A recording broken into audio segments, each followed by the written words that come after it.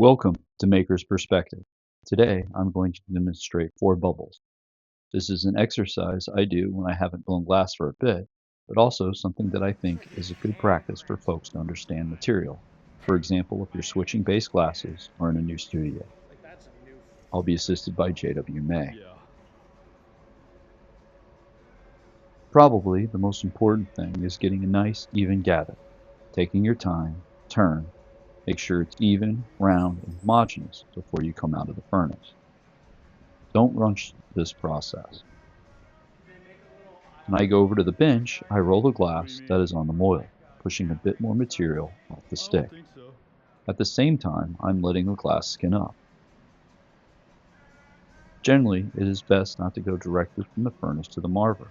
At the marver, I pull the glass off by marvering back towards myself, while also trying to push down and making an even cylinder.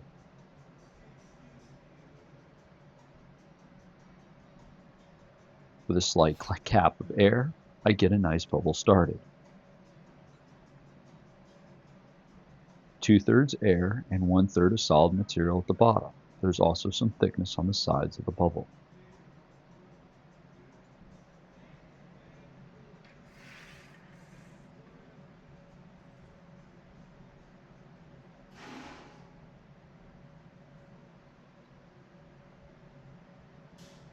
Generally, you can thin out the bubble through gravity, or stretching it, or inflation. So here, with a slight swing and stretch, then blowing, I'm able to inflate and thin out the bubble. You'll see that there's more material at the end of the bubble, which is good for the future bottom. I take my jacks, come in at 90 degrees, and start about a 1/4 inch off the stick, then blow it up again.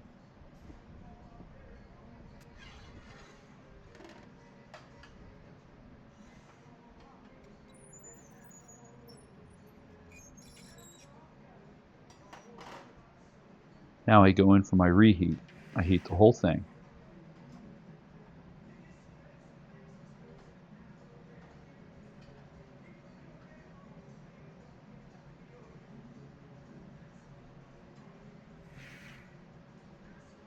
Come out, blow, and I finish off the jack line. And basically, I've made a stemless wine glass.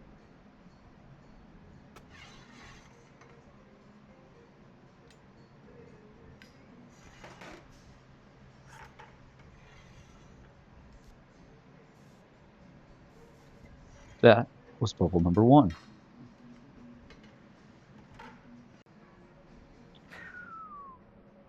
For bubble number 2, I'm going to try to touch it as little as possible.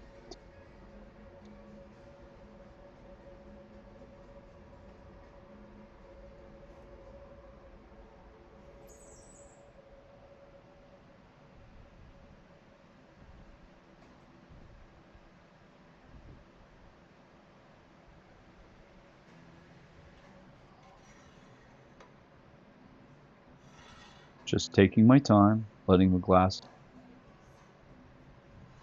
fall off the stick. You can see that it's all nice and round. And take my time, come up, and pop in a bubble. This bubble will still have that 2/3 air and 1/3 thickness. Now I still haven't heated. I haven't gone to the marver, and I basically having something that's a similar result as bubble number 1. You can see as I jack,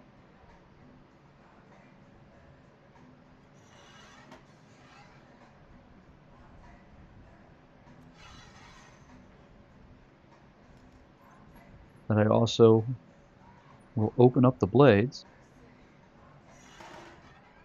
and pull on that cold shoulder that thins out the jack line.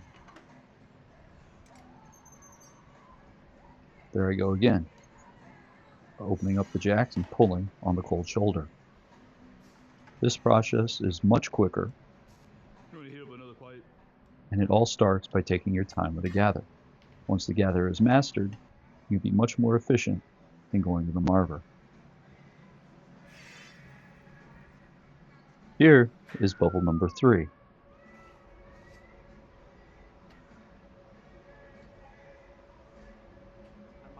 Again, a good consistent gather. Making sure that the material is nice and round, not folded on itself, a homogeneous glowing goo.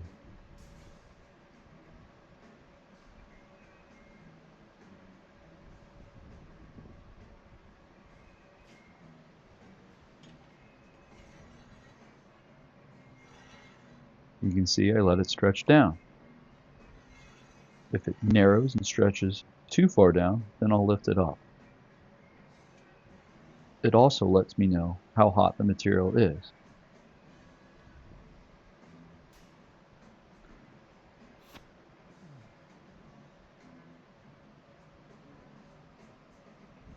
Again, a swing that stretches it out, thinning it, and then blowing to further stretch it out and thin it. This is basically identical to bubble number 2.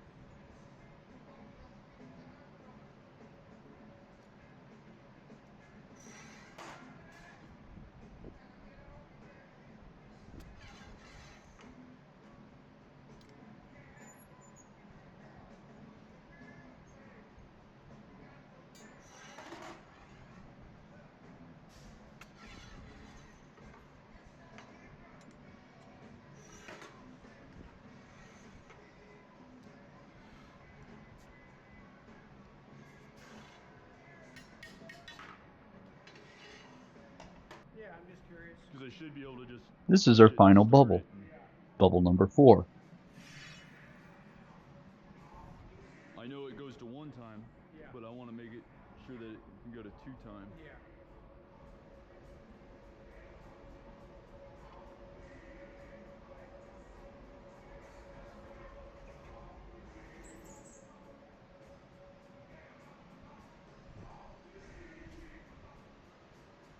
Once gathered, then squeezing off some material on the bench rail.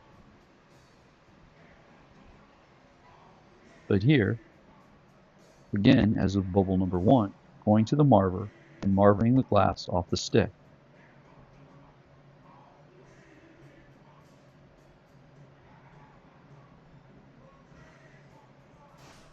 Once I have a nice uniform cylinder, I come up, and when the glass starts to squat, that's when I put the bubble in. Once the bubble is in, I'll go back to heat, and then I can come out and just marver the very tip or the bottom.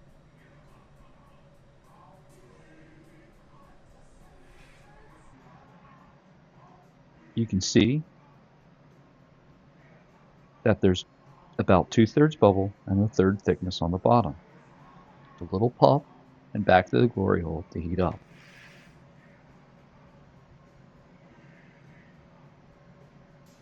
Which model is it? Once back at the The bench, 363S. a little swing, blow it up. You can see the thickness is still there at the bottom. And grabbing my jacks and placing the line in at about a 1/4 inch off the stick. Squeezing down and gradually pulling out and blowing it back up.